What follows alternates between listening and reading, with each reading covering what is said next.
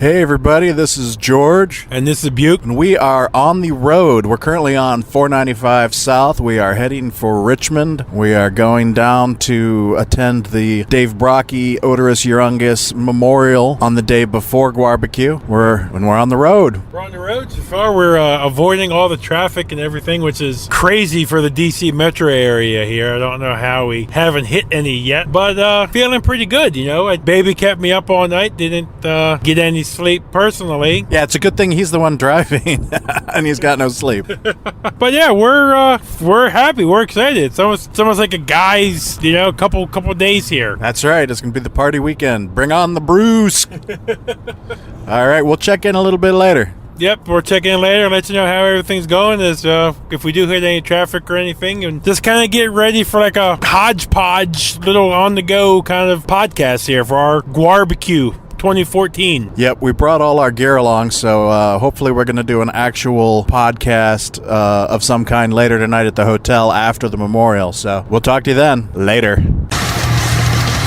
Here's another update from the road. We are now on 95 southbound, traveling at about 10 miles an hour. The traffic has arrived. Yes, it's in full swing right now. It's for those of you in other countries or other regions or other parts, even here in the U.S., when you hear that or you say your traffic's bad and you guys move along at 35, 45 miles an hour, the D.C. metro area traffic that crawls along when there shouldn't be traffic, it's just ridiculous. I mean, L.A. is pretty bad, I hear, but I think we give them a run for their money. We're in the middle of nowhere. On 95. I mean, you know, we've left the DC area. We're in the middle of nowhere. And for no apparent reason. I mean, it's Friday. Everybody may be heading out of town for the weekend or whatever. But it really doesn't matter when you do it. If you're on 95, you're pretty well fucked. Yeah, there's no accidents that we could see. There's no... there's construction on this shoulder, but there's no active construction that we're passing. There's nothing at all. It's just a major highway that's 3 lanes that you have to crawl along. So we crawl we shall. Yeah, crawl we shall. It's 11:15 now, and we're about 80 miles, 75 miles or so from Richmond. So we're still crawling along. So we'll update you again as see if we make it through this traffic. Yeah, luckily when you live in the area, you learn the alternate routes. So if this continues too much longer, we're gonna hop off the highway and take one of the 2-lane roads that parallels the highway and see how that works out. So, and you also learn the ability to sit in traffic like this, and at least for me, not have it set you over the edge. You just kind of take it with it is what it is. And yeah, luckily, you know, we got good conversation. We're playing some cool music. We're checking out the promo for the new Opeth album right now. So, you know, it's all good. Yep, it's all good. All right, we'll check in later. Here we are again. We've been on the road for just about 3 hours now. 12:08. It's 12:08. We are just passing the Quantico Marine Base, which means we are nowhere near Richmond yet. And we just finished listening to the new Opeth album, and I'm sorry to say, I think I have crushed Buke's dreams. Okay, as a fan Opeth's biggest fan. Everything in my life I try and surround with Opeth. I have numerous posters in my living room. I don't even have pieces of art decorating my walls. Opeth posters. I live by Opeth. And first impression of listening to the album start to finish, highly disappointed. You know, I had heard, that they were changing and this was even going to be more of a departure for them. Well, from Heritage till this now, this is so 70s proggy rock that I can't even begin to describe the disappointment that I feel right now. All excitement that I had for this album is crushed. Honestly, it's crushed right now. If I buy this album, which I am, I already have it pre-ordered on vinyl. Me too. If I buy this album, I will obviously give it another listen, but I really have no eagerness to have to go back and listen to this album again. Oh, I feel so bad. It was going to happen eventually, though. He warned me. He said, Buke, I heard it. You're not going to like it. Actually, I said I thought you'd like it, but only because that's right. Because you like Opeth no matter what. But apparently, the threshold has been reached and breached, and oh dear. Aside from the single that's out now, Cusp of Eternity, there was not one moment in there that stood back and I was like, man, that's really good. Nothing stands out that was really capturing me. So it'll be interesting to see the reception from everybody else. I've already seen it a couple places in media that this may be album of the year already. Not. Yeah, if anybody's writing that, you're wrong. This is coming from again, the diehard Opeth fan.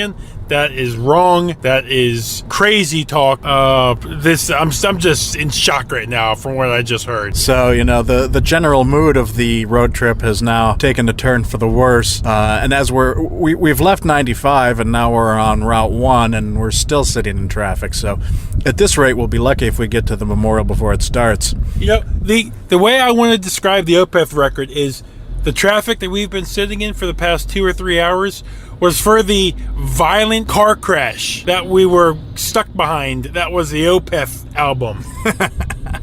Yeah, the wreckage of Opeth. Yeah, the wreckage of Opeth is what held us up for the past 2 or 3 hours. So, now to try and make Buke happy again, I'm going to indulge him, and we're going to listen to the Woven War album. Even though it's not my thing, he keeps saying how great it is, so we're going to keep on driving and check out the Woven War album next. So we'll give you another update shortly and let you know where we're at and how everything's going. Yep. See you then. So we're about 38 miles outside of Richmond now. We're back on I-95 again, and traffic's sporadically moving. We're getting up to some speed, but you're still hitting pockets of traffic. But we're getting there. We're getting there. I'm starting to get excited. Really kind of guess what's going to be happening today. I know what is going to happen. Oderus, is going to go up in flames, and they're going to send the character of him off. Viking funeral style. Yeah, Viking funeral style. You have any thoughts on how it's going to be later? Well, I saw something about there being like a primal scream thing, too, where basically, and maybe that's going to happen when they send it off, but I think a whole bunch of people screaming at the top of their lungs. Letting out your war scream, huh? I think that'll be a fitting send-off for one of our favorite aliens. So we'll see. I don't know. I was worried we weren't going to make it there before the memorial started, but it's about 1:20 right now, and we're in theory within 40 minutes of Richmond, so hopefully we'll get there with enough lead time that we can get parked and find our way to wherever it is we need to be. It just struck me, kind of a little odd that here we are going to watch the burning of a suit. Of a costume. Yeah, well, maybe they'll put it on a mannequin or something to fill it out a little bit something. Now, here's a question that just came also. Is it going to be GWAR style? Is this going to go up in fire, but then the corpse blows up and spews blood everywhere? And guts everywhere? Who knows? Yeah, who knows with GWAR, right? Will the cuttlefish be being consigned to flames as well? I didn't even think about that. You gotta save something. Yeah, I don't know. Is this the suit? Yeah. Or do you think if there was a metal, there's the rock and roll, the Hard Rock Cafe? If there was a heavy metal cafe. Hello, GWAR Bar. Yeah, that's right. Wouldn't the suit be there, though? Yeah, well, maybe there'll be other... There must be other memorabilia that they'll have on display there, but... this is it. I guess so, yeah. Wow. Okay, so we'll update you as we're in the car driving there. That'll probably be as we're getting into Richmond, so... Yeah, we'll probably do another update once we get parked, because I would assume that they probably don't want us recording anything once we're in the memorial itself, but if we can, we will. Yep, everything's all up in the air, so we'll try. All right. See ya. Bye. Richmond, we are inside you. We have arrived. Finally. We are at the Hampton Inn near the airport. We're checked in. We are now prepping and getting ready to head over to the memorial and see what's going on. Yes, we have been already, within minutes of pulling into the hotel, we've already seen easily 10, 15 GWAR fans already, dressed all in their GWAR stuff. Yep, a lot of GWAR people. We just talked to some people that came down from New York. north of New York City. Left at 5 in the morning today. Yeah, they also got stuck in the 95 traffic, but we are here now, so we're going to go head over to the memorial and see what's going on. We'll check in after that. Yep, we're talking to you then. So we've arrived at the water park where the memorial's being held. Not entirely sure what's going on. There's a girl at the gate who didn't seem like she could be bothered to tell us what was going on. Doesn't seem like she really knows what's going on either. She said that the memorial's at 4, which we're like, yes, we're aware. We're kind of hoping to get parked and situated, and if there's a line or anything to get in, to get going with that. But we've pulled up. There's been no signage. There's just about 6 or 7 cars just sitting around. Nobody has a damn clue what the hell's happening. So there's some GWAR fans sitting around outside, and we just sort of went into the gate and pulled off to the side. There's some other cars parked here. People keep pulling up at a rapid pace, so yeah, I don't know. And like a couple cars just kept on going, and so I don't know whether we should drive in further or what's going on. So I guess we're going to wait and see what happens. That's it. So we are now sitting here at the water park, and we have the body, if you will, of Oderus Urungus within our sights. He is floating upon his Viking raft that will later be set aflame, and everybody's taking pictures of it. I heard one person say how incredibly emotional it was. What are you thinking? Well, I tell you, first off, I'm just amazed right now at the turnout of people. It's not even 4 o'clock right now, and easily 500-600 people here right now. 60% of them wearing, Dave Brockie memorial shirts, and just the image of the Oderus suit out there floating on the Viking raft is obviously that's not him, of course, but it's powerful. Yeah, and I think if Dave's looking down, he's probably going, what's with all the flowers? That is way too pretty for me. Something as obscene as Oderus Urungus surrounded with such flowers. It's both beautiful and slightly amusing. So what do you think of the site so far? It's interesting. It's not as big as I thought. It looks like a little family park. Well, yeah, that's what it is when it's not hosting an event like this. But, we're sitting at a picnic bench under an umbrella next to the water by where the little raft is with Oderus. This is where we're hanging out tomorrow. There's already a stage with drum set up and everything. I don't know, maybe GWAR's actually going to play a little bit today as part of the memorial. Seems odd you would have things set up if you're not going to play. Yeah. And of course there's going to be GWAR beer available, so we can all get rowdy while we pay tribute. Yeah. A lot of people are starting to get here too. I'm just blown away by that. Oh yeah, look at that line now. Glad we got here when we did. It's what's striking me out right now too is it's an older crowd that we're seeing. I think it's a mix. You think? I like the pink flamingos over there. Nice touch. Yeah. And by that I mean that was sarcasm. So there's the GWAR beer is going to be maybe a highlight. Yeah. Right. But we're new to this live stuff. If anybody here is checking us out on Mixlr or you're listening to the podcast later. Yeah, we're recording both on Mixlr and onto the phone for later mixed down, so that. Cut us a break too. This is all new to us. We don't know if we're even allowed to be doing this. So. Yeah, we're used to studio recording, so this is a little bit of a learning curve, so we'll see how it turns out. And as people walk by with various radios or badges or laminates. We go on the down low. We're like, nope, not recording anything here. Nothing, just nothing's going on over here. Nobody here but us chickens.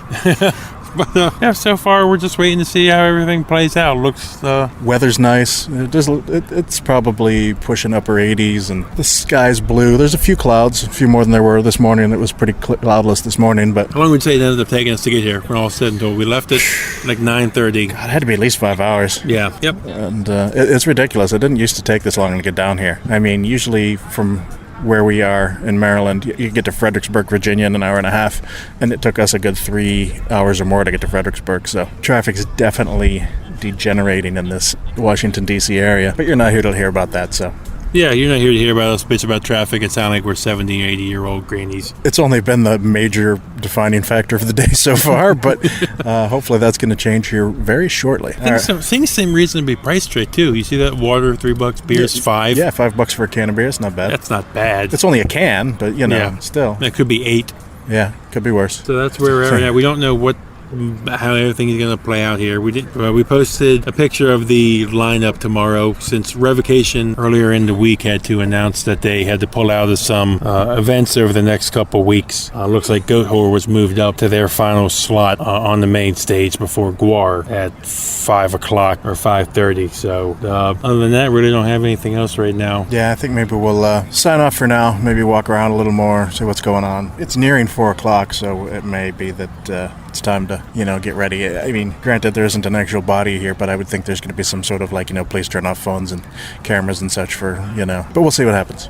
And again, if you're listening to us on Mixlr, since this is all new to us, this live aspect here, send us a tweet, send us a Facebook message, let us know if the quality's good, if you're hearing us fine, and follow us on Mixlr so you can hear from us, as ultimately it comes down to tomorrow, battery permitting. Yeah, our phones aren't exactly fully charged, so we can only go as far as the juice. And I heard, though, coming in here, that it didn't sound like they were going to be too strict with security, though. So maybe if we do have to bow out to the car to do a quick charge, might not be too bad. Out of the realm of possibility. It's not like there's tickets, so, Yeah. All right, well. Yep, that's it for it. Enough for now. May I have the great pleasure to introduce a gentleman who was cited as a great influence on Dave, a co-conspirator of GWAR. You will all know him. His name is Jello Biafra.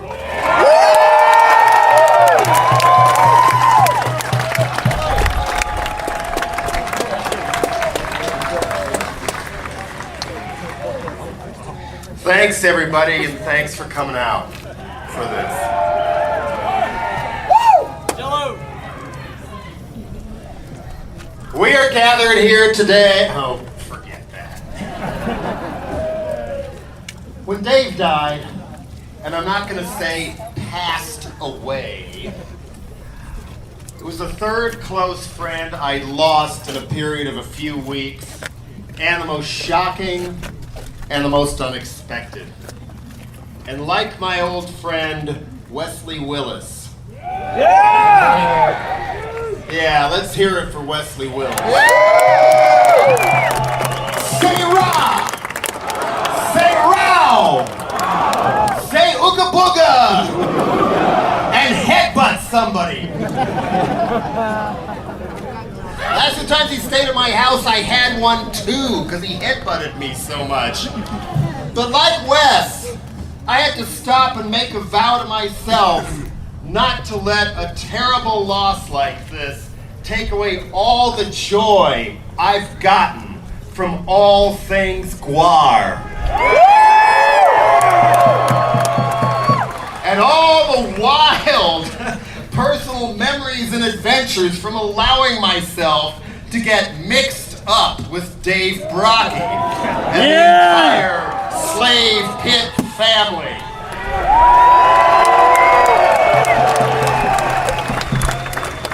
Dave, with that wide-eyed Cheshire Cat grin of his, showing me the early slave pit upstairs for the first time like a kid at a candy store. Like this mischievous, demented child who'd just run off with the keys to Frankenstein's lab. I know full well GWAR isn't just Dave, and never was, but one of the things I've always really admired about GWAR is not just how all these warped geniuses like Dave and Don and Hunter, Chuck, Mike Dirks, Mike Bishop, Brad, Danielle, Scott Kroll, so many more, on down the line until today. Casey, Pete Lee somehow found each other in Richmond, Virginia, of all places. But that many people were able to come together and work with each other to unleash these insane ideas.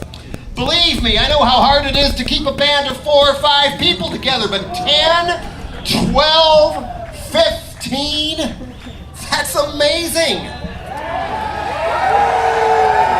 We all know people who just bubble over with awesome, incredible ideas, but It's hard enough to make them work in a comic book, let alone execute these ideas in front of a mosh pit full of lunatics. And then pack it all up and do it again. The concept, the characters, the plot, the latex, the hornets, those hideous costumes.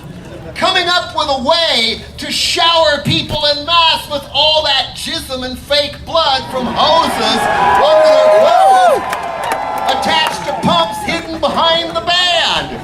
Brilliant! When students meet at an art school and go out and start a band, this is not what is supposed to happen. Especially when GWAR was still an unknown band playing in very small clubs for very little money, trying to somehow keep everybody they took on the road in that beat-up school bus fed.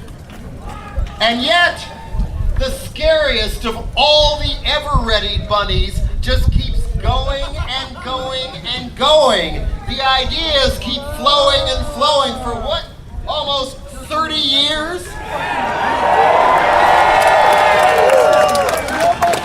Still finding ways to assault innocent young minds with some of the most degenerate, indefensible art the world has ever seen. And get away with it.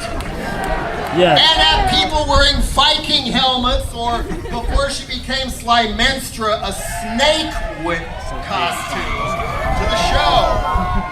What kind of ringmaster, organizer, ball of energy can motivate that many other creative balls of energy to put in all the hard work for something like GWAR year after year after year?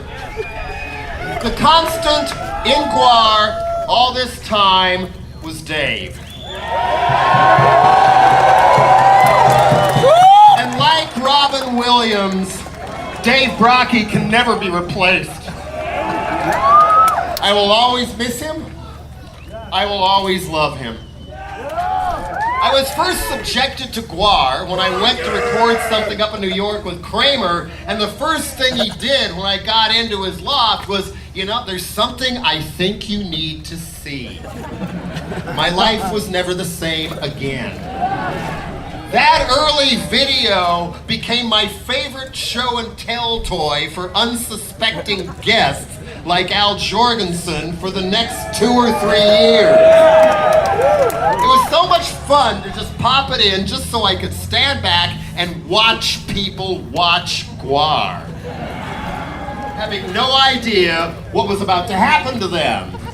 So then I made a detour down to Richmond to see an early GWAR show, their Christmas show, when they were opening for the Butthole Surfers.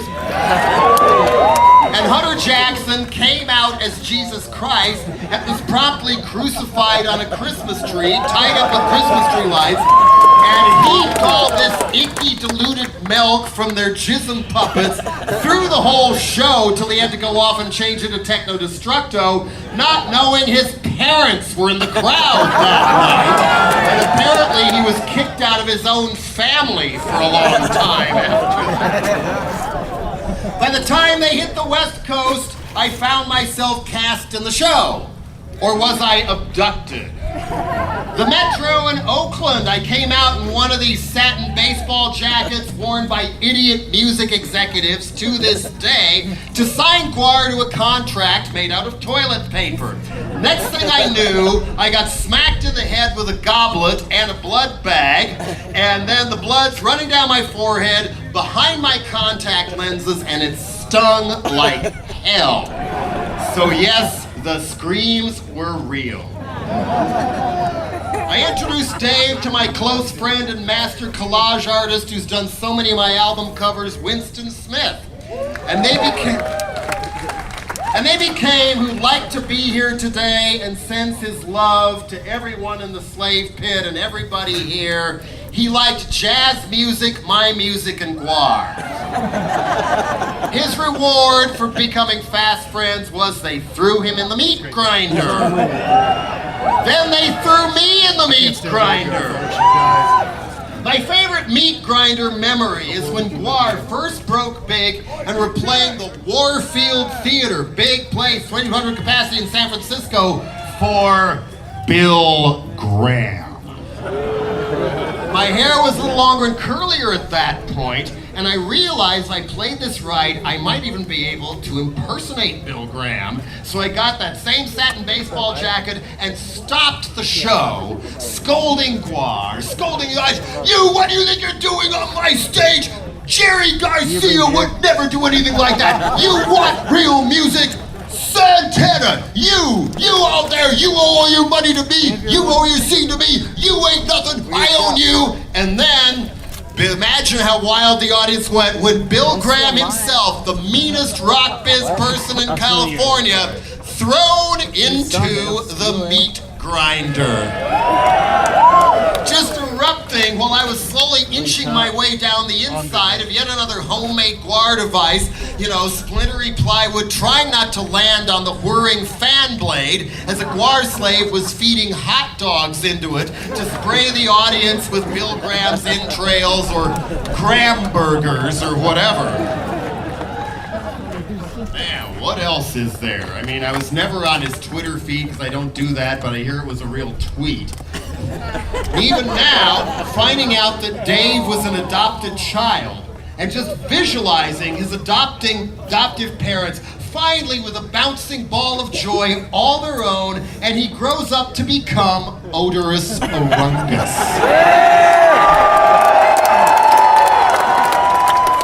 And many of you, I think, have seen when Joan Rivers had Oderus and Beefcake on there.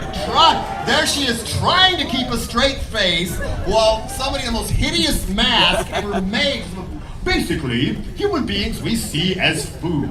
Dogs, so briefly into the jaws of death. Everywhere you look nowadays, you look on TV, you see people being run over by tanks, beaten by the police, people starving, and new sexual diseases. Obviously, the human race is in love with self-destruction. We are only satisfying a consumer need. Then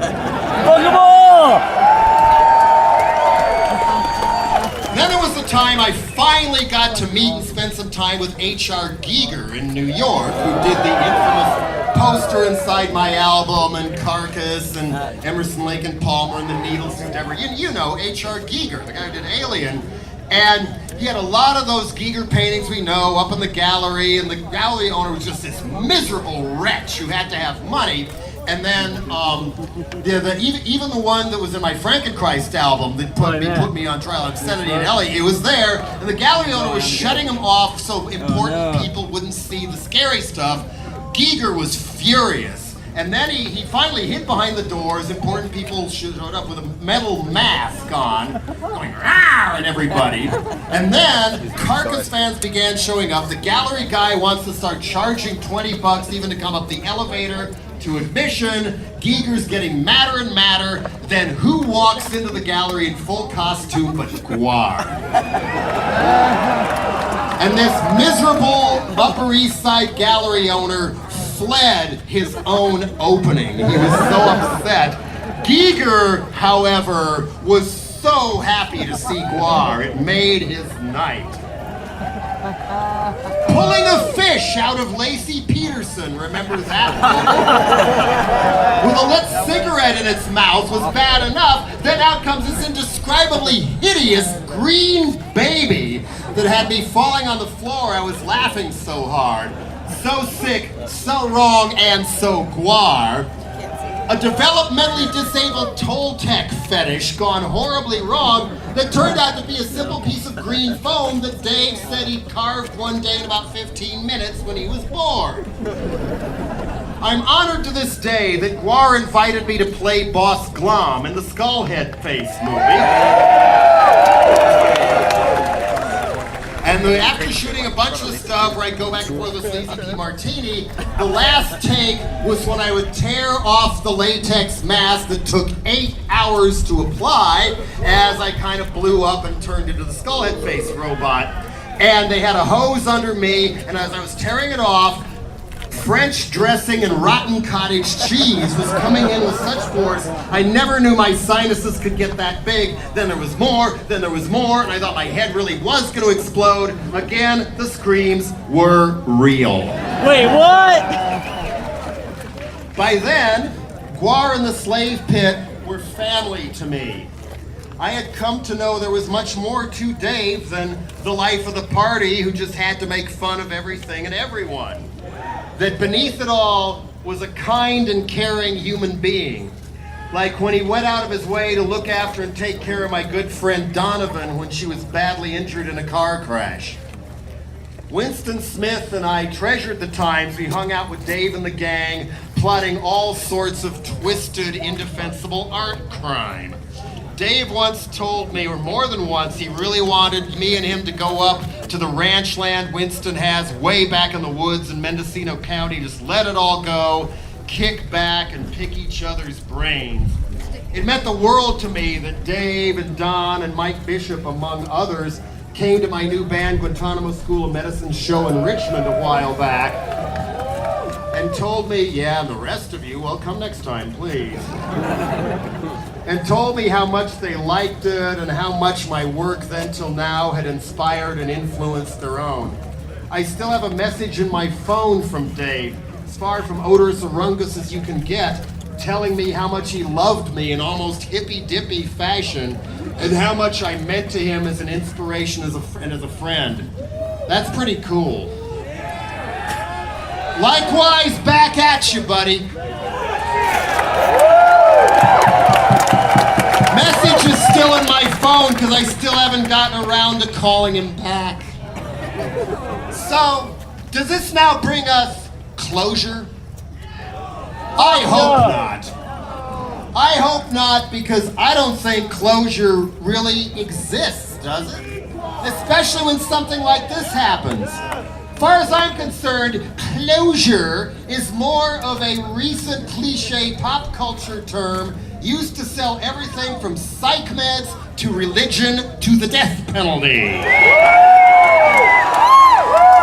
When my little sister Julie and her Scottish husband Clive died in a mountain climbing accident in 1996, well-meaning people tried to console me, telling me, don't worry, you'll get over it.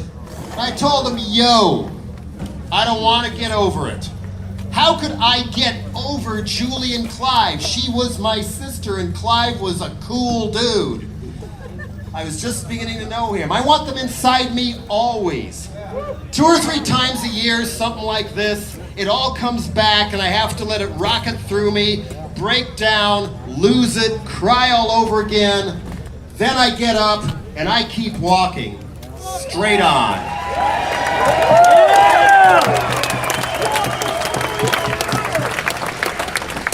And for those of you who, like me, are not just fighting lingering grief, but also a little PC inside that's feeling kind of angry with Dave and the senseless way we all lost him. That's okay. Losing Dave was preventable, shouldn't have happened, and dude, you knew better. You knew better. That said, I feel like that one of the best ways to pay our respects and tribute to somebody we really love and admire is also to learn from their mistakes. When another good friend of mine, Kenny Jensen, drummer for DOA, was killed in a fire, Rob Wright from No Means No said, you know how I'm going to remember Kenny, and they grew up together? I'm buying smoke detectors. Yeah, I mean, when my dad died last September, you know what I did for him? I went out and got me a colonoscopy. He refused to have one, and he might still be here today if they caught the cancer in time, although there were other stuff going on. But point is, okay, Dad, I'm going to do it. So, for Dave, I hope you're out there somewhere throwing Abe Lincoln and Jimi Hendrix into that great meat grinder in the sky.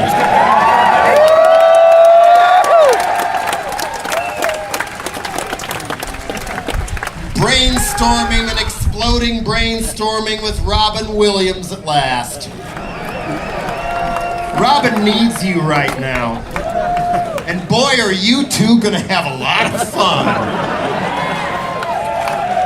And for GWAR, and my brothers and sisters in the Slave Pit family, and everybody here, I love you all.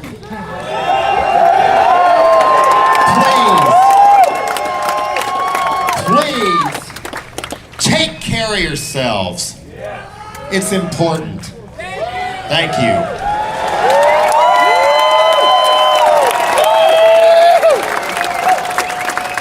Now, I'm going to pass the mic and the torch to Adam Blythe from Richmond's own Lamb of God.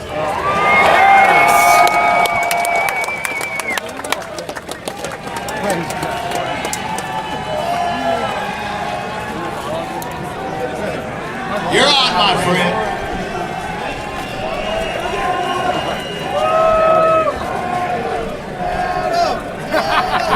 You know, my name is Randy, not Adam Barr.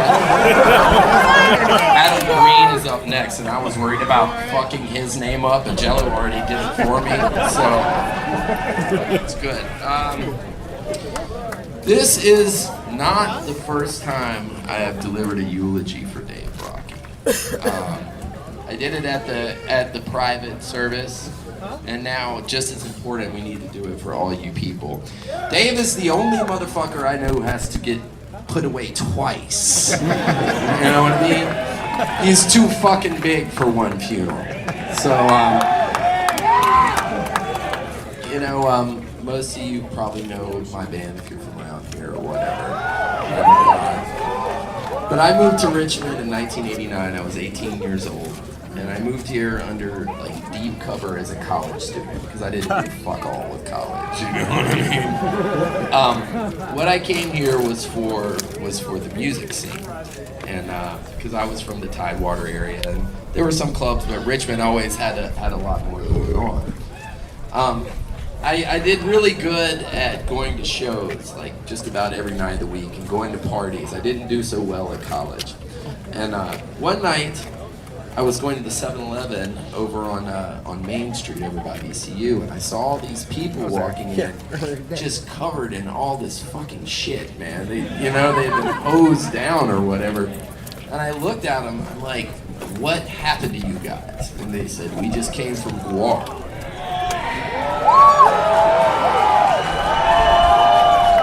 And I said, what is a GWAR? So, you know, I guess 2 months later they played downstairs at Rockets. I don't know if you guys remember that place. And in preparation for the show, just in case the band sucked, I took 3 hits of high quality blotter acid. This ensured that not only would I not have a boring time at the show, but that I would be in no way, shape, or form prepared for what was about to happen. You know. So my first GWAR experience is I'm sitting there peeking my fucking balls off, you know, trying to understand the secrets of the universe, and then these fucking freaks come in and start killing everything. I'm like, oh my god, holy fuck. This is fucking awesome, yeah. So, you know, after that, it was, I knew GWAR was from Richmond, and I decided I had to meet these guys, but I had no fucking clue of who they were. You know, they were like a mystery to me. And it was really cool because it wasn't like, you know, trying to meet Iron Maiden or you know, someone completely unattainable. It was like these guys were from right here in Richmond, you know. And eventually I started meeting them, and I don't remember particularly the first time I met Dave, but I remember being shocked after a while that he knew who I was. We started our band, we were called Burn the Priest at that time, and I remember you know, one night we played and the guys were like, yo, Dave Brockie's here. You know, I was like, wow, you know, that's cool. After the show, we played first on like a 4-band bill. Nobody gave a fuck. You know, we'd only been a band, you know, 6 months or whatever.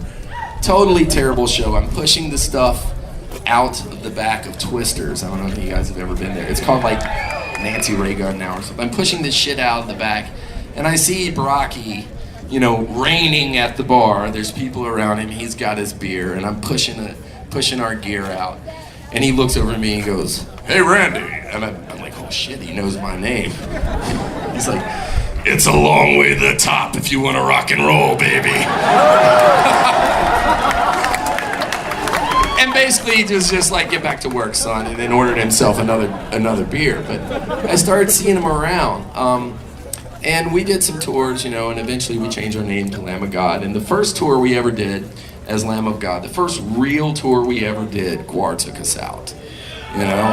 They gave us a chance. Nobody knew who the fuck we were. They basically taught us how to tour. I didn't know what a tour manager was. I didn't know what a lighting guy was. I didn't know what production meant, any of that music business stuff. We learned all that from them on that tour. They taught us how to be a band, how to do what we do for a living today. For that, we're eternally grateful to these guys. In a strange way, they're kind of like parents to us, which is kind of disturbing. But you know, during that tour, on the 4th date, because I was so excited, you know, we were out playing for all these people, GWAR fans.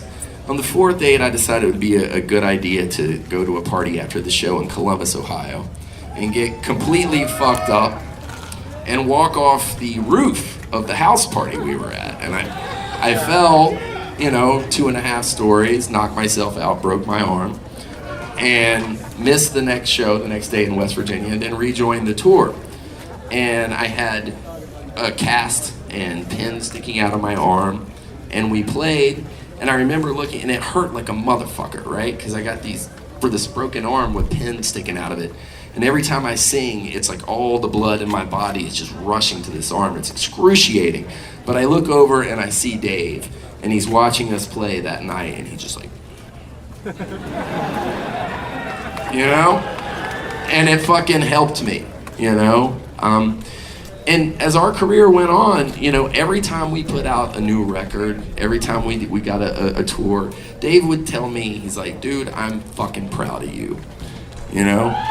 That meant more to me than any record review, any Grammy nomination, any sort of tour we ever did. It meant more to me that my friend that I respected so much would take time out of his day and say, "Dude, I'm fucking proud of you," you know?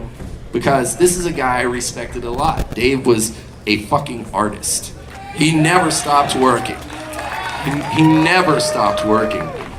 So as time went on, our friendship kind of deepened, and every now and then Dave would summon me to the slave pit, you know? And it was different than me going to the slave pit, because I would just pop by sometimes to say hello to these dudes.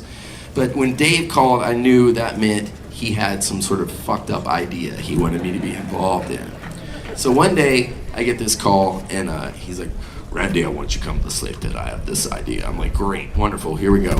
We go down there. Excuse me, I had to put that down. I go down there, and there's Dave in his office. And Dave was always in the office at the slave pit. He's always like doing press. He's always designing the next GWAR story. He's always fixing Oderus, do whatever the fuck he's doing. But he's like, "Dude, I have an idea." I'm like, "Okay." He shuts the door in the office, and he's like, "There is this thing, and it is called Freud." And I'm like, "Okay." And he's like, "It's a giant gelatinous mass. We're going to build it. It's like this ooze of ectoplasm. And we're going to have the audience seated all the way around it. And they're going to come in, and we're going to get Devin Townsend to do the music. It's going to be very, very disturbing. It's just going to be horrific noise. And it's going to start quiet, and this ooze is going to start spinning, all right? And there's gonna be lights going on in the middle, and stuff is gonna start flying off the side, and it's gonna be smacking the audience members in the face, and the music is gonna get louder and louder and more intense. And in the middle, as the lights are going on, there's going to be this pathetic, mewling figure, and all you can see is his outline, and he's gonna be like, and he's gonna reach up, and he's gonna be like this, and at the top of this thing, he's spinning faster and faster and faster, he's gonna give out a giant scream, and then it's going to explode, and the audience is going to be coated in mucus and bile, and that thing in the middle of this mountain is you. Randy, you are Throid. And I looked at him and I said, I'll do it. Fuck yeah, I'll do it. I have no idea of what the fuck you're talking about right now, Dave. But I will fucking do it because I knew he could make it work. Think about the concept of GWAR. Just consider GWAR for a second. Should it work? No! Fuck no, it shouldn't work. But it has for decades. Look at these dudes, they're still up here. You know? So...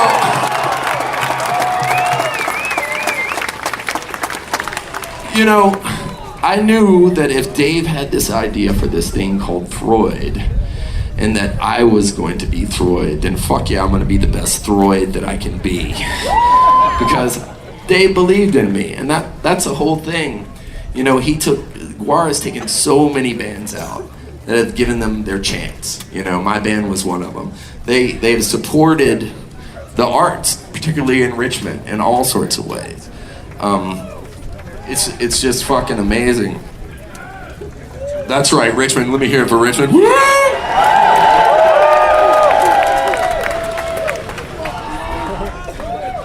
One thing we also learned, my band, and the way we do things this day, is that we don't fuck around on stage. Because we were first on the bill. And if you fuck around in front of GWAR, you're gonna get GWAR'd off the fucking stage. So we would come on, start playing 4 songs in a minute. Okay, thanks for letting my God. 4 more songs. You know, if you give them a chance, all you're gonna hear is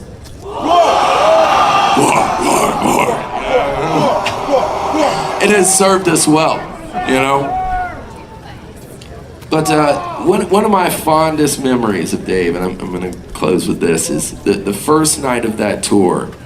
You know, that we did with them on our first tour as Lamb of God. We played at a club called the Birch Hill up in New Jersey. And it was before the club. I don't know if any of you guys have ever been there. There was a loading dock on the side. It's the first gig of the tour, and I'm really fucking nervous because there was a line of people just like you all the way around the block, you know? It's the biggest crowd we've ever played in front of before. And it's about 30 minutes before showtime, and I go to our van and get my clothes or whatever and come out, and I see Dave standing on the loading dock. He wasn't in his Oderus costume yet. And he's standing there and he's looking at this line of all these people, all of you people just like you. And he's got his arms crossed, and he's got his Redskins jersey, and he's got his fucking fanny pack on, because he didn't give a fuck.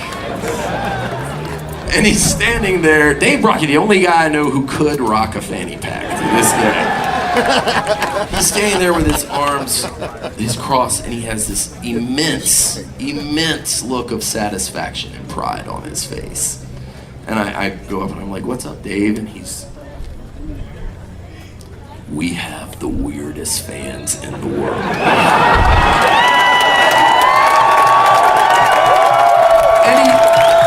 He said it with such love. Dave loved you people, you know?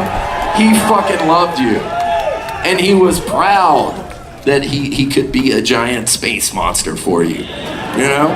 I told my wife that story about 8 million times before Dave ever passed. And she said, the first time when Dave died, I told her that story. I'm like, have I ever told you the story about it? And she goes, yes, honey, you know? And just let me ramble instead of cutting me off. And she goes, honey, he gave them a home. And that's what Dave did for me. He gave me a home. And he gave us all of them together, you know? We're all here right now. This is evidence of it. And Dave would be very fucking proud of all you people.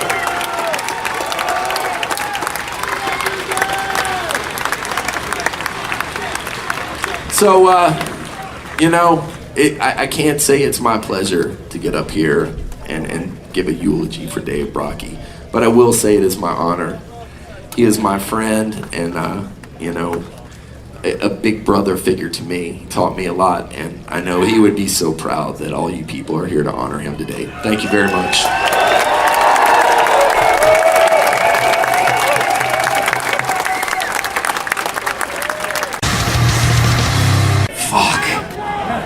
And now, Dave was on Randy Green, yes.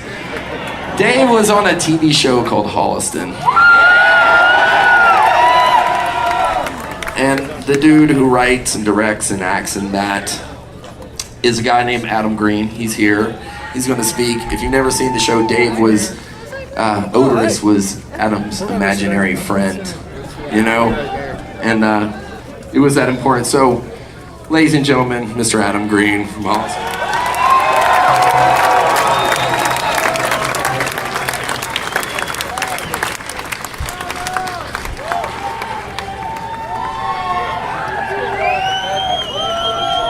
Thank you.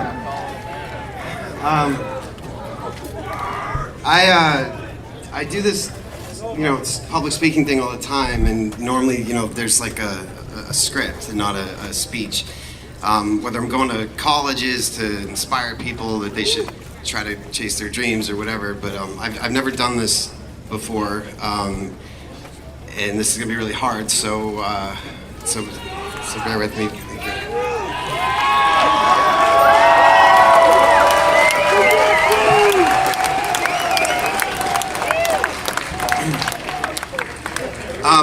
My name's Adam Green, and I'm the guy on the bill tonight who's not a rock star.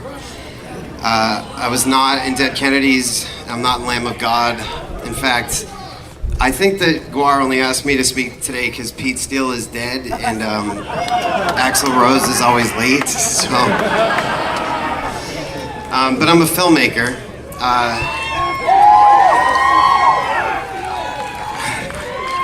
I made the Hatchet movies and Jesus.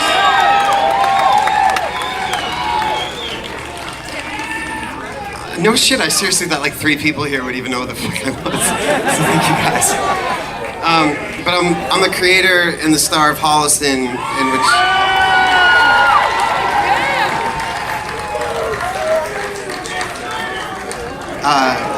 Dave played my imaginary friend, Oderus Urungus. He lived in my closet, and he would give me horrible advice and touch me inappropriately, much like he did in real life. And Dave was also one of my closest friends, and we got to work very closely together on Holliston.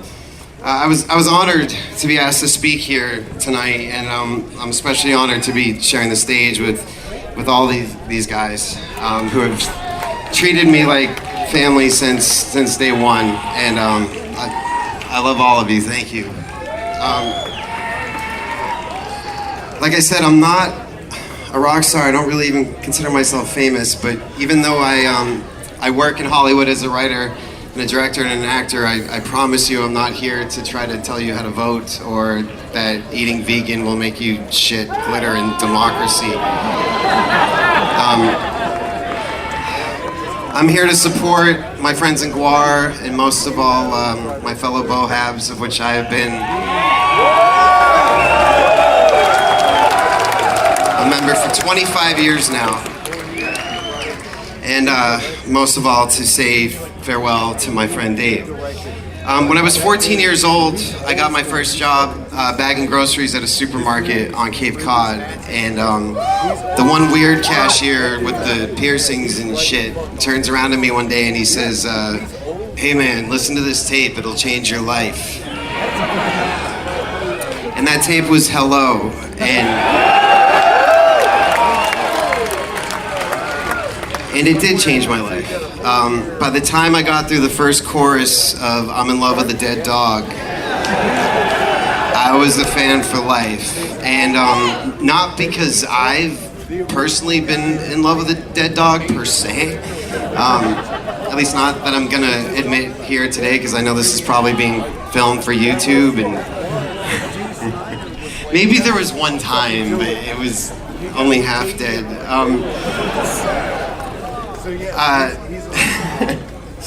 But you know what? Like when I heard that tape, like I became a fan because just I got it. And outsiders, they don't understand GWAR, and they don't understand us as fans. Why would anybody pay their hard-earned money to go see a band dressed up as rubber monsters and get tons of like bodily fluids thrown on them when they slip and fall and get the shit kicked out of them in a mosh pit? But if you're here tonight, and if you're watching this later at home, then I don't need to tell you why. You just get it. And for those of you that out there that don't understand GWAR, fuck you.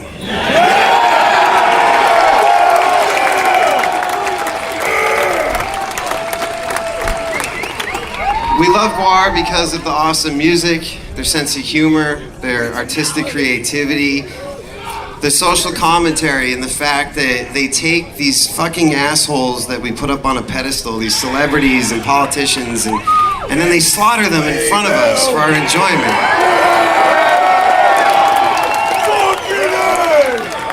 There's no other band like GWAR, and there never will be. And as we all know, Dave Brockie's sense of humor, his wit, and his twisted soul were like some of the main potent ingredients that made this band what it was and what it will continue to be.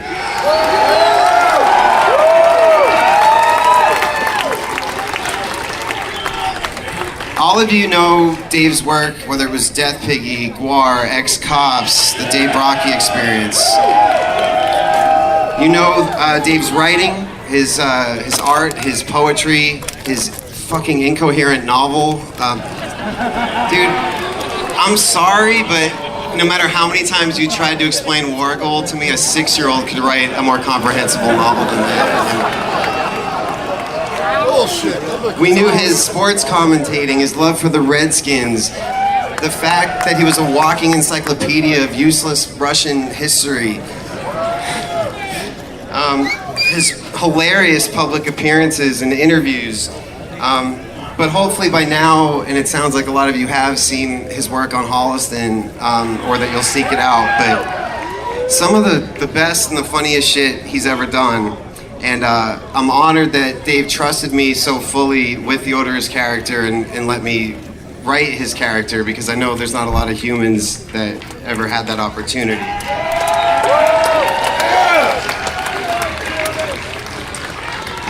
Maybe you guys waited outside of a concert to meet him. Maybe you've come to one of the live performances of Holliston that we've done and had a chance to meet him. But over the last 5 years, I'm one of the lucky few who got to know the real Dave. And I got to work with him, create with him, tour with him, perform with him, and truly become incredibly close friends with him. And I regret that all of you who loved him so much didn't get the opportunity that I had. But behind the decadent Oderus persona, deep within the guy who could absurdly say shocking things and get away with it, because, I mean, think about the genius of that character. He could say anything and you can't argue because you're arguing with a rubber alien. Like, so who's the asshole? I also was someone who had the unfortunate luck of having to have my dressing room right next to his, and I can tell you firsthand, that costume smelled like a rotting bag of dicks that was left in a trash bag filled with curdled milk in the middle of summer. It was fucking horrible.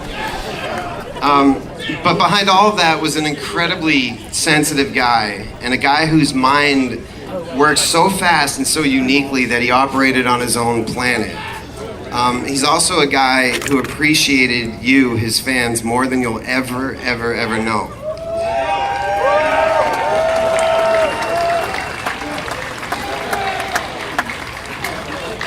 What Dave, the tattooed heavy metal badass, probably wouldn't want everybody to know, though, is that he was such a sweet guy that he never missed an opportunity to tell you that he loved you.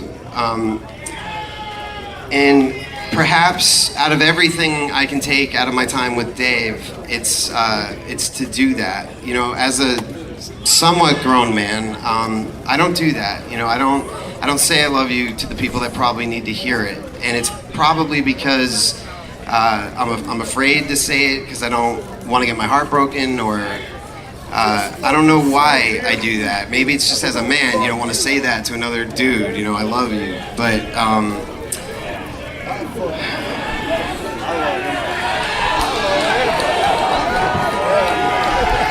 all I know is that even dying far too young and far too fast, Dave never missed that opportunity. Now, just about 14 days before he passed away, he had called and left me a message just to say, I love you. And sometimes, you know, I keep this on my phone so that I can hear it when I need it, or when I can play it for other people that should hear it. And I don't know if it's gonna work, but I'm gonna try, so let's see. Hey, what's up there, buddy? I just thought I would give you a call. We are in Australia and killing it. Getting this insane reaction from chopping off Tony Abbott's head. He's the Prime Minister of this country. And it's like, it's really getting fucking intense. And I just was missing my house and family, and just wondering what was going on. And after this is over, we're going to Japan for 2 shows, and I'll be home in about 2 weeks. I'd really love to talk to you and catch up with everything that's going on. Hope you and yours are doing great. Please give my love to everyone. I miss you like a little motherfucking little bird. And love you very much. You little Adam Green motherfucker. Alright. Yeah, take care.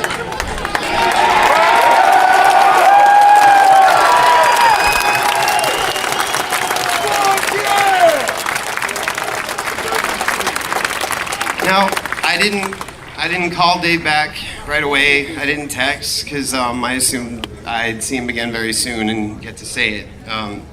But I can't now. So, in the presence of my metal family, I love you too, Dave.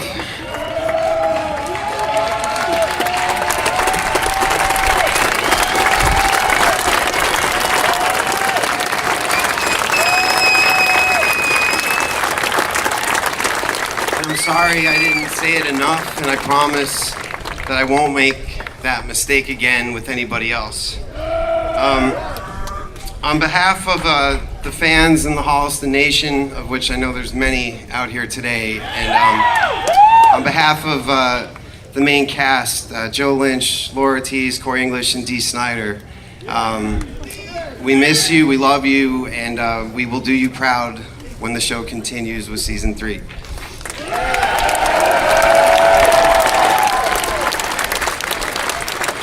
In closing, I want to say, first of all, I think it's testament to how amazing Dave was that he could die suddenly but still drag it out over 5 fucking months.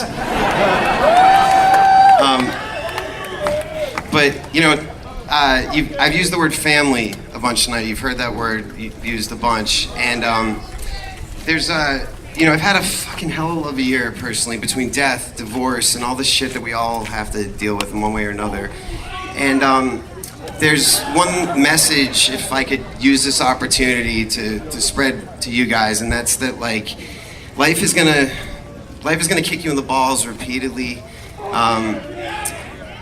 You're gonna get fired from jobs. You're gonna have husbands and wives tell you they don't love you anymore and leave you. You're gonna have friends let you down, but look to the person to your left and the person to your right.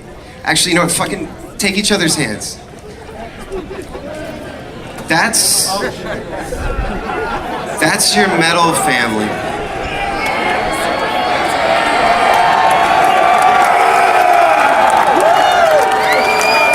And when life throws shit at you, and you don't think you can take it anymore, all you have to do is go to a concert and celebrate one of the bands you love, and your family will always be here.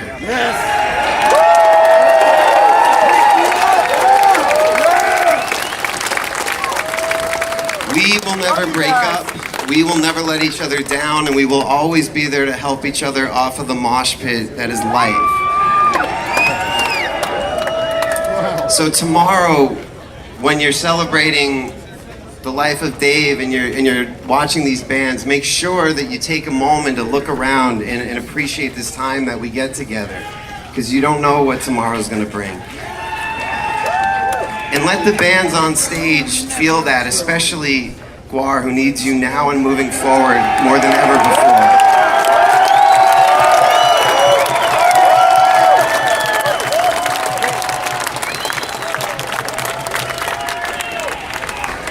GWAR's never let us down, so let's not let them down now.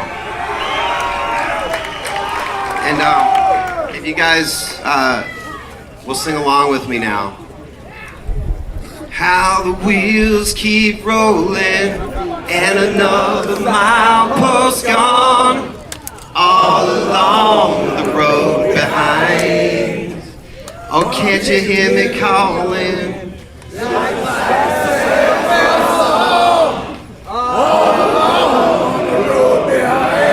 Sad well, baby.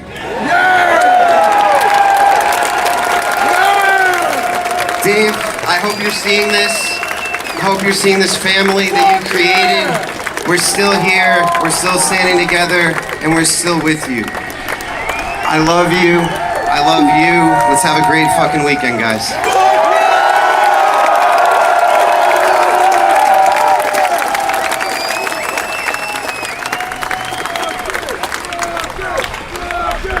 And now it is my distinct pleasure to introduce. It's my distinct pleasure to introduce to you John Freeman, who was GWAR's publicist for many years. Let's give it up. Alright, so I'm not going to talk much because I'm the guy who usually gets the band to talk to other people, so nobody really wants to hear what I have to say. But I gotta say this, 6 years I've been working with these guys, and every single one of them is like a fucking family member to me. Every one of them. Dave, just like them as well. I mean, a lot of times we would do press trips. Dave would come to my house. Dave would stay at my house. And we'd be hanging out. Or I'd be, here's a great story. I go downstairs one night. Lights are off. It's dark. This is in my kitchen. That's Dave, just staring up. My roommate comes down. Hey, you all right? He looks at her. I'm fine. Do you want to snuggle? Like, that's Dave. There's Dave. There's Oderus. I love them, I love him, I love these guys, and honestly, working with Dave, I wasn't sure, working with GWAR, what we were gonna do. Like, when I was 16 years old, standing at the front of the stage, getting shot with fake jizz, I didn't think I would be writing press releases saying, like, GWAR to take over Japan, GWAR, the biggest thing to hit Japan since the atomic bomb. That press release was edited. We were not allowed to run with that press release, but it was good. And speaking of being edited, my favorite press release story, and this goes, and there's people here that know it and will appreciate it, Mike Faley, Jack Flanagan. Basically, we wrote a story and our press release, and the quote was something to the effect of Lindsay Lohan's diseased twat. Look, maybe in communication school I didn't learn the right way to format writing the word twat in a press release, but it read okay to me, and it read okay to Dave, and we sent it through everybody, to the record company and all the management to approve the press release. Everything was good, but one person didn't like the word twat, okay? So because that person didn't like the word, we went back and forth 25 times at least on these fucking emails to finally, Manager Jack comes in the last email and says, all right, everyone, dear all, twat changed to puss has been approved. Sincerely, Jack Flanagan. That's the kind of shit that I work on with these guys. That's the kind of stuff I went to college for. And that's why I love all of you with all my heart, and I love Dave so much. Hail fucking GWAR, hail fucking Oderus, and hail Dave Brockie. And right now, I think we're gonna bring up that guy formerly known as Beefcake, currently known as the one and only Mr. Dr. Mike Bishop.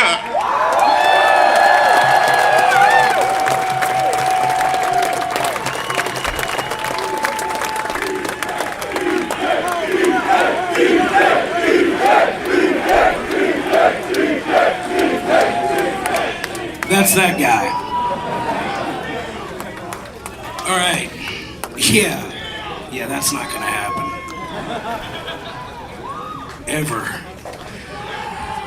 All right, you know what? Yeah, I don't have too much to say. I've said a lot, and, I didn't expect to be as moved by this today as I have. Love you, Dave!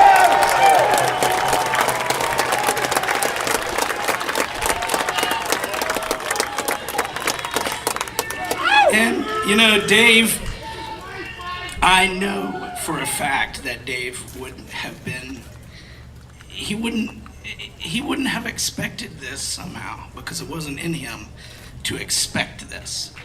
But he would appreciate it a lot.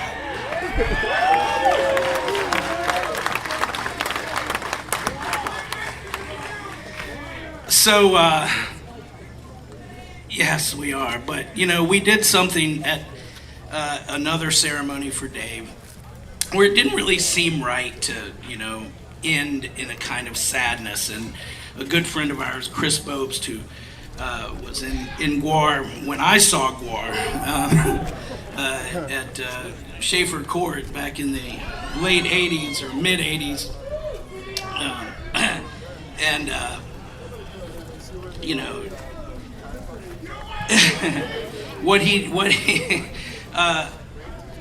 Chris suggested that maybe when you're thinking about Dave, the best thing to do is for everybody to have a primal scream in his honor. So what I want to do right now is I'm going to count to 3, and when I get to 3, I just want you to scream at the top of your lungs so that Dave can hear you, right? And you'll be amazed at how good this feels. And it's something that he did all the fucking time, so let's give it a shot. 1, 2, 3.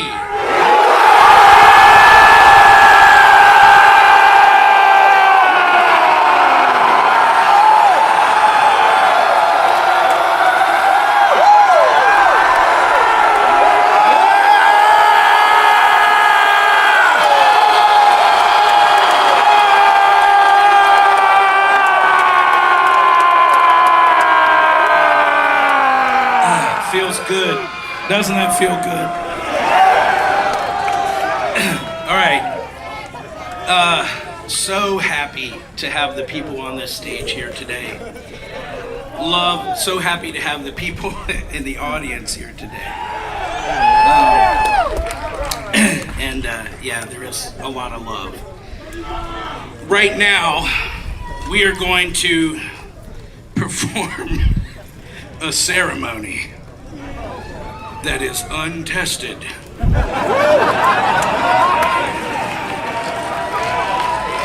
But we have faith that the slaves of GWAR will execute this in style, if not completely.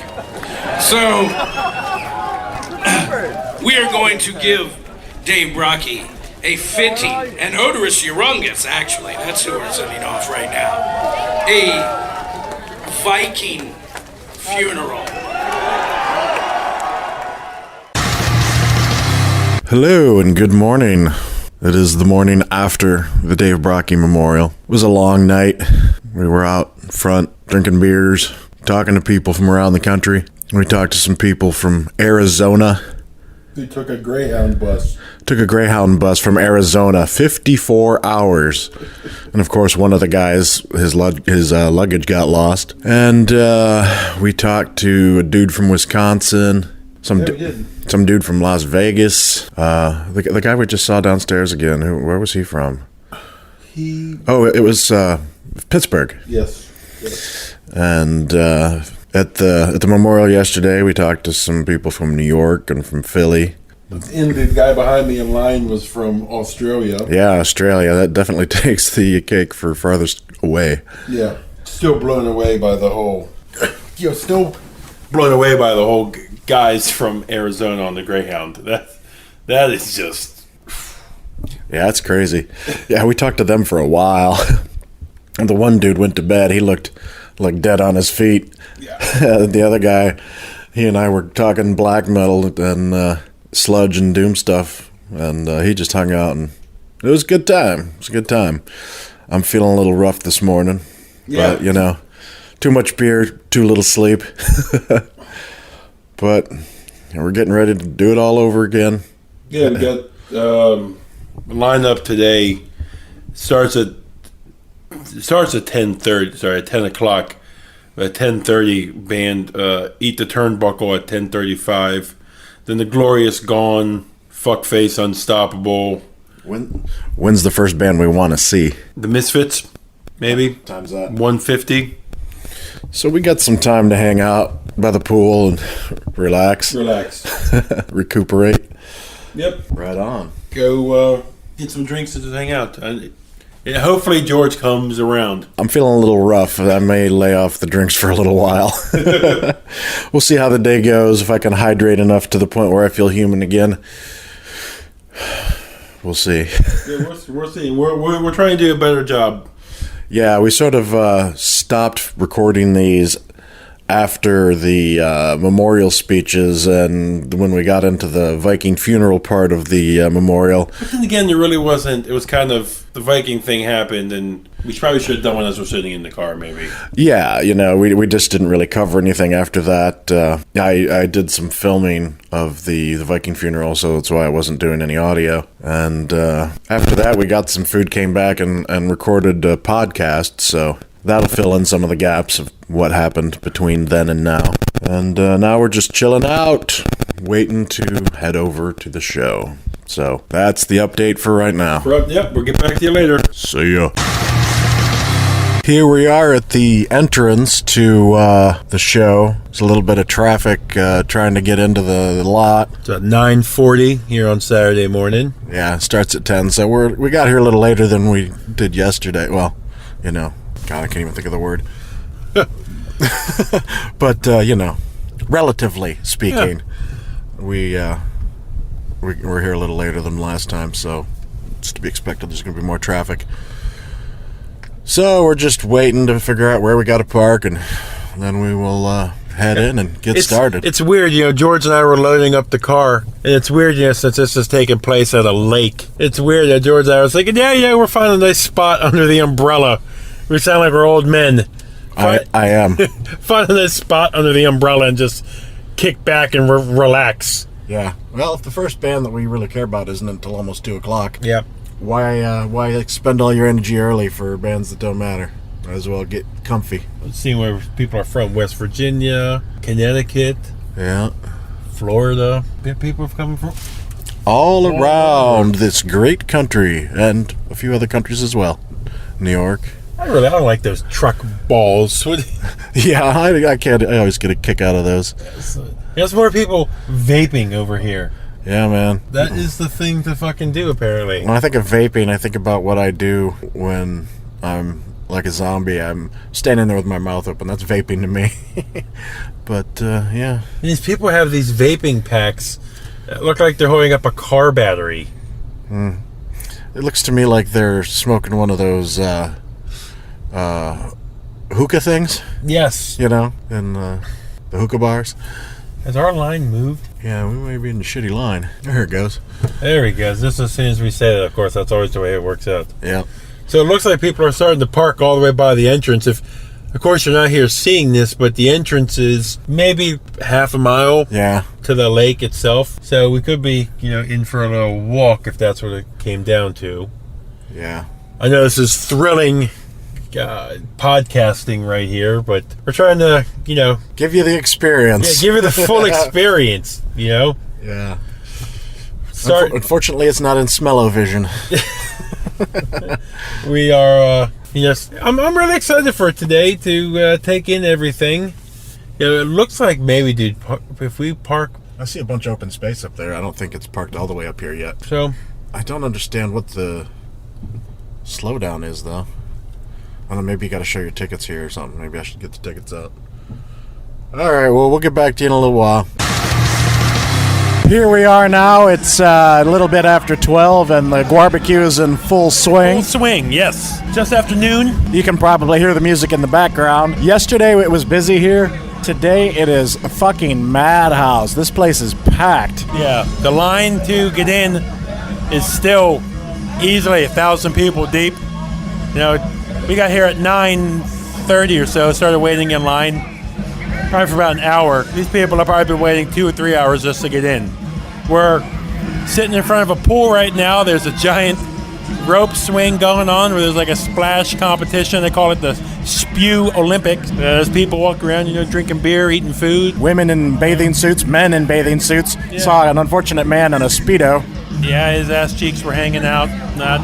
Some guy just walked by in a big fuzzy chicken suit that looked hot as hell considering the heat. But we're sitting here, you know, you're having a GWAR beer, GWAR Pilsner, and we're just chilling out in the shade a little bit, taking it all in. We met some cool people from, was it Roanoke? Yeah, Roanoke, yeah. Yeah, just standing in line there. The first time it was really cool. We actually had a guy ask to take our picture with us. Yeah, that was the first. That was the first. That was really, really cool. So hopefully, he's in a couple of bands actually, and we gave him a card, so hopefully he'll send us in some music and we'll get him on the podcast. Yeah.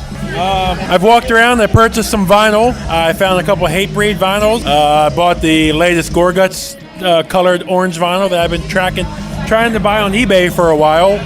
George browsed them. Nothing that really captured him. There were a couple things, but nothing that was so out of the ordinary that I wanted to bother with having to deal with it now. You know, they had Testament to Legacy. I got Dark Roots also. Yeah, I got that one at the show, remember? Yeah. Yeah, there were a couple okay ones that I would pick up normally, but I didn't feel like taking them back to the car or anything. And as I was flipping through them, they were really warm. Yeah, I put them in my trunk. I laid them flat. My luck, I'll get back and there'll be a twisted pretzel of a record. Yeah. Can you fix that once they bend? I've heard that if you warm them up and then stick them between two heavy things, that it might, you know, at least get it back in shape, but it's still probably going to sound funny. Is it bad that I have them in the trunk? Technically, yes, but it's not that hot today. It'll probably be fine. I almost wish I brought my bathing suit. It's a little hot right now, but we're in the shade. Yeah, I mean, you know, we're wearing shorts and t-shirt. You can probably still get in. But the water looks like one of the scum dogs threw up in it. So, yeah, it's not exactly cleanly looking. It's a nice shade of green. Yeah. But it's a fun day so far. Yeah, this is quite an experience. You know, you were heading to the bathroom or the bar or something when I was talking to the drummer guy, and or actually it was his girlfriend, about how, you know, we missed Vakken, but this is sort of a cool second place in terms of just a whole shit ton of metal people in one place having a good time. Yeah, the cool thing about here, when you go to like a Mayhem or an Ozfest or whatever years ago, you knew, hey, one stage is happening, you go watch that stage, and then you just stand around at that stage. Here, there's so much other stuff going on. Yep. That the music can just be a background to you just, you know, doing your own different thing, because there's 500 things going on. There's a skate park. You know, you can watch guys skateboard. If you have a skateboard, you can join in. Yep, all kinds of cool vendors. Like, you know, there was the vinyl, different food and beer, you know, a lot of different merch. I picked up a 3-pack of the cigars. Yeah, this is a blast. This is much more diverse and fun than, say, a Mayhem or an Ozfest or something. Yes. Do you have any problems with anything so far? Anything standing out that could have been done better? If it was 10 degrees cooler, if they could have made that happen, I'd have been happy. But otherwise, no, it's a pretty perfect day. You know, the thing that's striking me is that the cool thing about this is it's almost kind of like if you've ever been to like a Comic-Con. Yeah. It's that it's not like it's any, you don't see professional security and stuff like that. No, I haven't really noticed you any. See what I'm saying? It's like a bunch of friends. Like they got like a bunch of volunteers to. Yeah, and you know, there's all kinds of fans dressed up in GWAR type paraphernalia. Something that's striking me too. You're actually seeing families too. Yeah. I'm seeing families with little kids here. around the pool and stuff, you know? Family that moshes together stays together. That's going to be my family. So that's where we're at so far, right? Yeah, we'll check back a little later and talk to you then. See ya. Later. All right, welcome to the last installment of our road recordings for the Dave Brockie Memorial and GWAR-B-Q Festival. It's about 9 o'clock at night, and we are on our way home from the festival. Yep. Heading home, traveling down 95. We were hoping that it would be a clear shot so we could maybe get home before midnight, but it's 95, so it hasn't been as bad as on the way down, but it's definitely congested, and we even came to a full stop a minute ago. So, what was your initial thoughts on, let's just talk about the day. What was your initial thoughts on us getting there and how everything started to play out? Well, I mean, we talked about the morning already, but, we got there a little later, so we parked a little further away, which was good ultimately because we got out easier. We made some friends in line again, like we also mentioned earlier. Yeah, but we didn't, when did we stop? We didn't record when we pulled in. We weren't taping then, right?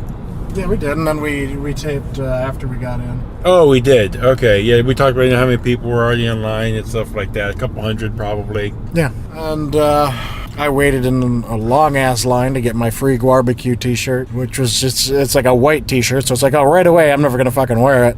But it says I survived GWAR-BQ 2014. So, we got there, we just walked around for a bit. The first moment for me, of course, was like a first, whoa, excitement. Like, man, am I hearing this? This is cool. I'm not a punk rock fan at all. I am. But as I'm walking to get us drinks, I'm walking past the main stage while Meatmen, the Meatmen are playing, and they are doing a cover of In League with Satan. Nah, I didn't notice that. Yes. And I actually got a video of it, and stopped me in my tracks. Was that when I was in line? No, you were sitting down, I believe. Oh, down by the water? Yeah, down by the water, yep.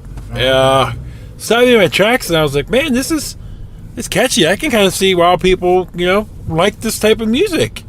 Hey. That style, it wasn't bad at all. Right on. So that was the first kind of moment of the day for me that I wanted to get out that, was like, man, whoa, what is this? Then after that, George and I sat down and continued to just take in people that floated by. Yeah, as I think I mentioned earlier, we sat under this gazebo that had some picnic tables under it, and it was shaded. It was by the water. We could watch people swinging on the rope swing and flying into the water, and we'd sort of, to save the spot, we'd sort of tag in and out to go over, see bands, use the bathroom, get beer, whatever. And so while sitting there, we met people from all over. Yeah, we'd met so many people today. I mean, the past 2 days, we've met dozens of people that we've had really great conversations with.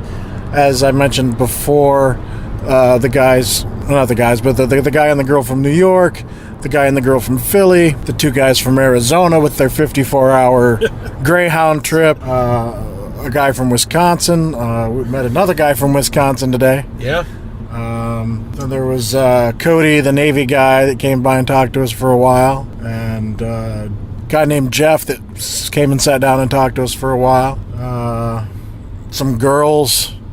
There's 3 girls from Pennsylvania who came by, and a lot of people were like, hey, can you watch my stuff? So sure, okay. Each person, this event, unlike any other, we've been to a bunch of music festivals and stuff before. I guess speaking for myself here, unlike any other, the old Ozfest days or Mayhem Fest or any other festival event I've been to, or even any concert. For some reason, I've never had so many just friendly people and great conversation with just so many different fans from all over the country. Yeah, all over the country. Yeah, it was a common theme. Other people were mentioning that too. They were like, "Man, everybody here is so nice." You know, people will just come by and talk and chat, and it's true. I mean, I'm not exactly a social butterfly outside of my element, but you saw me. I was talking up a storm with all kinds of people. Yeah. It's weird. I don't know what to attribute that to. Maybe because it is kind of a gathering in a sense. Yeah, another theme of the weekend was that it's, you know, one big metal/punk family. It's like a giant family reunion or something. And it really was. I mean, and you know, the whole water park atmosphere gave it this... like a family cookout type of vibe, right? Yeah, completely different atmosphere than a typical festival where there's a stage, a second stage, a bunch of vendors, and some porta potties. Yeah. You know, there were so many places to go sit and relax and get out of the sun, so probably less cranky people, probably less heat stroke people. There were so many options that if you had got invited and you bought a ticket that wasn't super expensive, you know, $35 or something like that. If you came with a boyfriend or your girlfriend or friends and you wanted to, go on the rope swing into the pool. If you bought a skateboard here and you wanted to skate in the skate park, you could do it with your friends. Did I see putt over there? It was roped off because that's where the bands were walking past. Oh, that's right. If you wanted to rent a rowboat, it was free. You could take a rowboat out. Yeah. It was just a vibe of just, like I said, just a gathering, just a large metal family. Yeah. It was really cool. And I'd like to see more of these, and I certainly would like to come back to GWAR-B-Q again. This sold me. Yeah. Today on coming back. So after we sat around for a little bit, next thing that really stood out, which you wouldn't agree, maybe the Misfits. Yeah. It came on around 150. Yeah, and I was I've been skeptical of the Misfits for a number of years now. I'm a big Glenn Danzig version of the Misfits fan. I like the Michael Graves albums as well. When Jerry only took over on vocals, I was like, I think he's like the only member left, really. Mm-hmm. I started to get a little skeptical, but when I heard him playing, some of the old classics, the Glenn era tunes, he was doing a pretty fine job of kind of sounding like Glenn, or at least playing it in a very recognizable style. So props to Jerry. I thought that went really well. Yeah.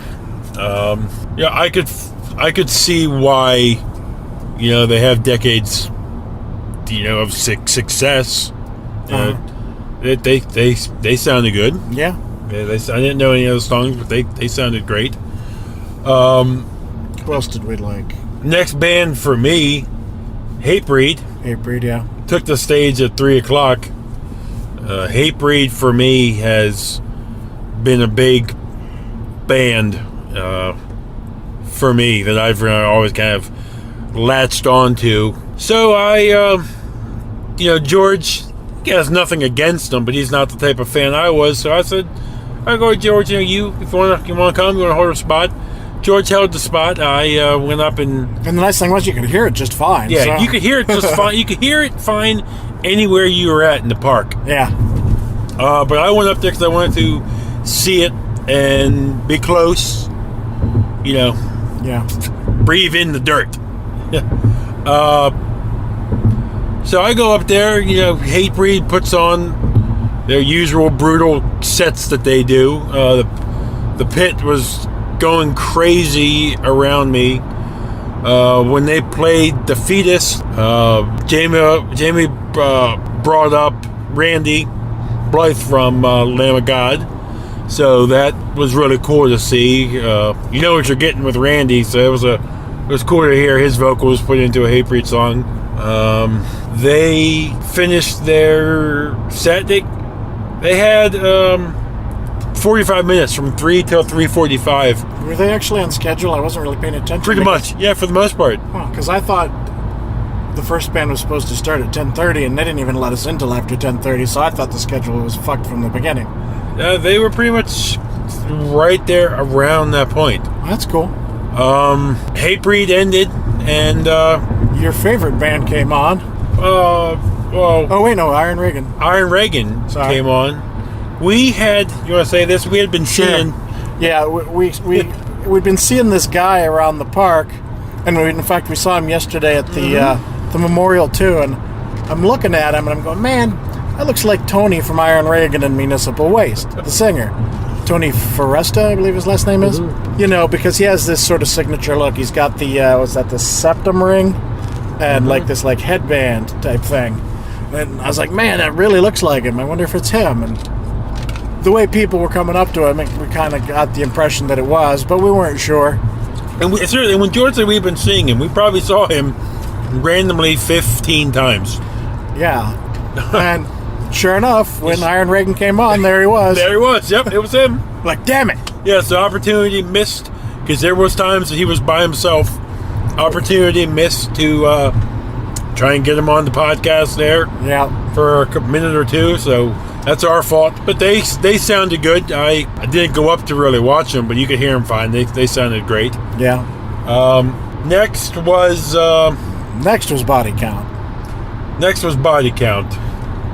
I'll talk about that one because Buke doesn't like them. Yeah, I don't like them, but George can talk about them. It's not that I like them. It was interesting. You know, I'm like, hey, I want to see Ice-T, you know? It's like if Eminem was there. I'm not an Eminem fan, but if Eminem was there, I'd want to at least go be like, hey, yeah, I saw him. So it was interesting, and I was curious to see how people reacted to it. And they got the crowd going, I will admit that. Yeah, at times it seemed like nobody was really giving a shit, and then other times they were really getting into it. So it was, you know, I can say I've seen Body Count now, so that's something. At this point, we did vacate our spot. Yeah, we'd finally given up our bench to pretty much stay by the stage. Yep. And the first kind of hiccup and glitch and total bummer. And total bummer of the day occurred right around the 4:30, 5 o'clock mark. A little before that. About 4 maybe. Well, I'm not sure which thing you're talking about, but the first problem was that Goat Whore didn't show up. Oh, yeah, that's what it was. It was good you mentioned that. Yep, that's true. Goat Whore was supposed to close the second stage. And they just didn't show up. And they didn't show up. I haven't checked their Twitter or Facebook to see if anything happened. I hope not. I hope they didn't just... I don't see them ditching and not telling you know, anybody. maybe they broke down or somebody got hurt or who knows. We'll figure it out. Yeah, but they didn't show. I didn't see who filled in for them. Yeah, it didn't look familiar. Didn't sound familiar. Yeah, it didn't sound familiar. Somebody filled in. And then the second and even bigger tragedy of the day. This started setting people off, understandably. Is they ran out of beer. They ran out of beer. The odd thing about the beer, did we mention it? Yes. I don't think we did. Okay, maybe we did. But we're mentioning it again. The way the beer system works for this event is you walked up and like buying tickets for a ride at a theme park.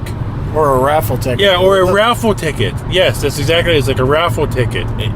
Who knows how many beers you're going to drink? You have to buy these tickets that when you want a beer, you just... go and redeem the ticket. Yeah, go and redeem the ticket. Because since the lines were extremely long, of course, George and I weren't going to drink 5, 6, 7 beers or whatever. We each got like $20-25 worth, like 5 tickets. So we could get the free beer cozy. Yeah. I don't know where mine is. But we go to get more beer, our final beer for the day, and they're out. But we still have tickets. But we still have tickets. And there are people who bought a lot more tickets than us, and they're out of beer. We'll talk about that later, what we were able to do, but I'll just say it now. They were cool, and if Buke went and asked, and they refunded our tickets. Yeah, they gave us some money. I know that there's going to be some people who had drank a lot or done whatever today who... Somebody drank all the beer. Yeah, would not have, the mind to think about asking for a refund. So some people are going to be out some money for beer that they didn't get. Yep. Why you would make more tickets than you have beers, I don't know. It's a pretty simple process. Count how many beers you have available, make that many tickets. And a thing that I think that hurt them too is there was another beer truck with, draft beers of some sort, but I didn't see many people with those. No.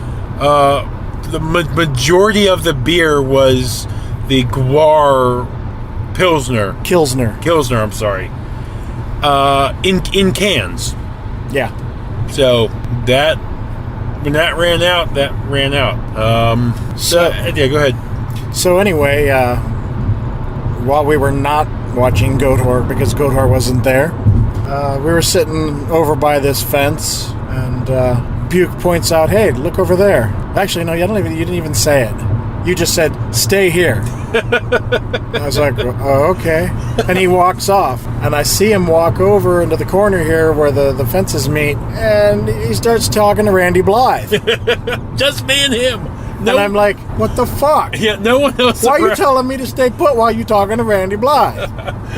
Because I could tell he was trying to walk away, and I didn't want, when one person sees him, it easily could have been 20. Didn't want to spook him. Yes. So, after talking to him for a minute or two, I, signaled George on over. So we both got to shake his hand and say hello, and we took pictures with him that we'll try and post at some point. Yep. So that was easily. GWAR was cool, but I still think meeting Randy was probably the highlight of my day. Yeah, I would agree. But then after Randy left, we went back and we just stood around. Talked to the guys in the band Baby Grinder. And they were really cool guys. They said that weren't they from Wisconsin? Yes, they were. Grindcore. He said Napalm Death meets Primus. They were nice. Well, hopefully they said they're going to send us some stuff. So you may hear them on the podcast. Yeah. And after this point, GWAR. Yep. Took the stage. And obviously with Dave being gone, that it begs the question, well, what are they going to do? How are they going to sound? Is this going to be any good anymore? Well, I think we can safely say GWAR lives. Mm-hmm. Oh, yes. Yeah, I had a blast watching them.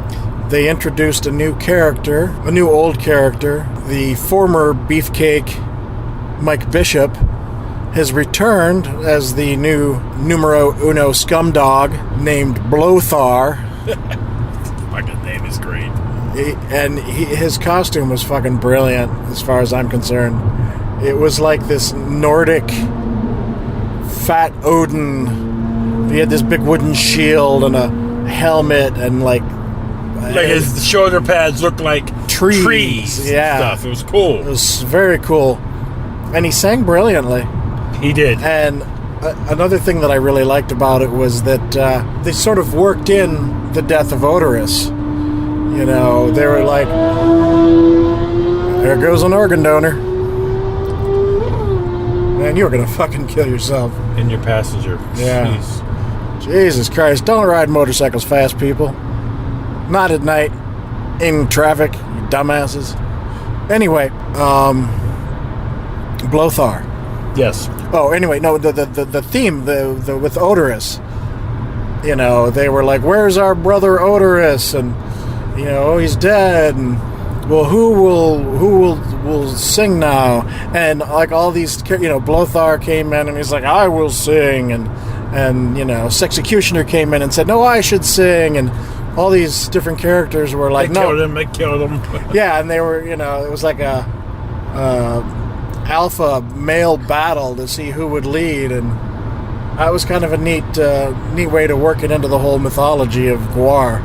I tell you, I have for years, seen GWAR being on tour. I had always put it off, like I mentioned earlier. I'll see him next time, I'll see him next time. One song in to GWAR, their stage show alone, their talent, as musicians, left me kicking myself in the ass because I was loving it. Yeah, there's just loving it. there's stage shows, and then there's GWAR. Yeah. And, there's just nothing that can compare to GWAR on it for complete and total showmanship and art. They don't just get up there and play songs. It's a fucking event. Yeah. It's an event, yeah. It's like going to see a theater. Yeah. Before like a musical, and it was kind of like a metal theater. Yep, metal theater. It blew me away. Yep.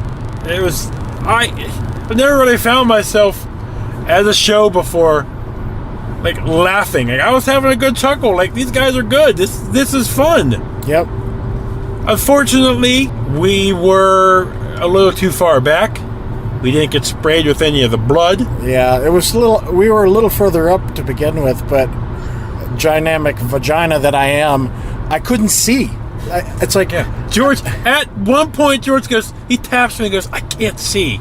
So like, I almost tried to take my arm and like, okay, well, here, freaking see. Yeah, but you were just pushing me even closer to the people that were too tall. I'm like, why is it always the tallest motherfuckers there are standing in front of me no matter where I am? Yeah. And so I was like, it's kind of like being too close to the screen at the movie theater.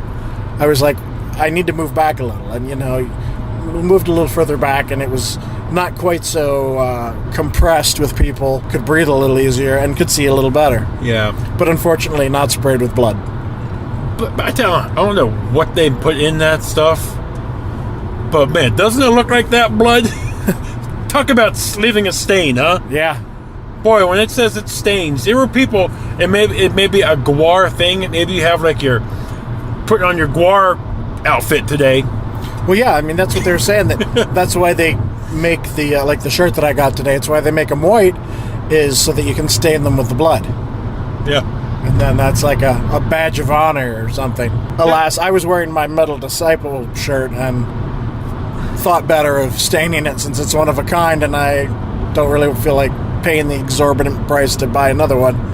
I could have put on the white shirt over top of it, I suppose, but then I'd have sweated my ass off, so no blood for me. Yeah, no blood for any of us. And I was carrying the backpack. Well, we took turns with it, but I didn't really want to, like, the microphone that we're using right now was in the backpack, so if we got too close into the pit trying to get sprayed with blood, probably would have busted up the microphone. But man, what a show, huh? Yeah, what a day. What a couple of days. Good times with my good friend Buke. Yeah, that's been my highlight. 2 days here with my best friend. That was easily my favorite, but any moment other today really stand out again. We mentioned Randy. Gosh, I mean, there was just so much conversation. The conversation, more so. Yeah, just the socializing with other like-minded individuals. There was music. Call us maybe whatever you want. Oh, you wasted your money, or your pussy, or blah blah blah, whatever. If you make your own opinions up. Well, like the first bunch of bands I never even heard of, so I didn't care. But talking to all these people, I didn't have an urge to really get up and even go check them out. Yeah, I'm kind of bummed we forgot about the haunted house until kind of late in the day, and then same thing. Apparently, you go through the haunted house and you get squirted, so you're stained up. And at that point, I was like, I'm tired and fuck it, But whatever. It was a great day. It was a wonderful day. So then, we left. Got out of there. We left like a song or two early just because there's so many people. The parking here is not made for this many people. Yeah, this not being a concert venue. This place is made for like field trips and weddings and stuff like that, It's not made for this. So we packed up, and the place was just so damn packed. Yeah. And, they put the porta potties near the stage, so the long-ass line of people was running into the people watching in front of the stage. Maybe move those somewhere a little further away from the stage next time. Yeah. But, on the whole, brilliant weekend. Brilliant weekend. Amazing. Yeah. I'd like to say one final farewell to Dave Brockie, Oderus Urungus. Oh, speaking about that, you got a little piece. Oh, that's right. I forgot. Yeah. So, the boat, the funeral barge that they put Oderus on and fired the arrow and set it on fire, we're sitting there at the picnic table that we were at today, and we kept smelling burnt plastic. I was like, what the hell is that? We turn around, and on the, we're looking at the pool, but on the other side of us is the pond, or lake, or I guess it's a pond. And there was the burnt funeral barge, like, beached. It was just nothing but gutted. Burnt that hole, yeah. And I was like, oh man, I gotta go over and take a picture of that. Which, if you follow me on Twitter at all, I posted that. And I'm sitting there waiting for people to get out of the way and getting, framing my shot. I'm about to take the picture, and a guy walks behind me, and he's like, why don't you just take a piece? And I was like, looked around, and I'm like, duh. So I scooped up a 2.5, 3 inch piece of charred wood from the funeral barge. I'm like, what the hell am I going to do with this? Luckily, I had an empty Ziploc bag in my backpack, so I could put that in there to help preserve it and not get fucking ash and shit all over everything in my bag. So I'm going to take that home and mount that fucker. It's going to be a prize display, I think.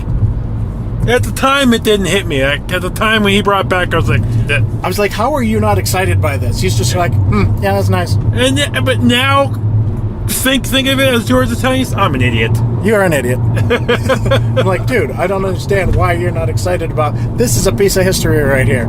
This is like, okay, I'm not going to use that because that's a little too.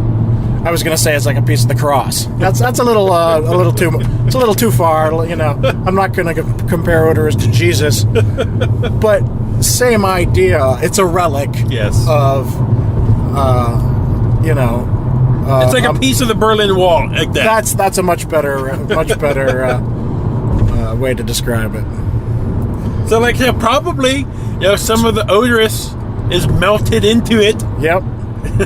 That was what was stinky, probably. Was all that burnt latex. So you have brought him home with you. Yep. What if what if he regenerated like Groot?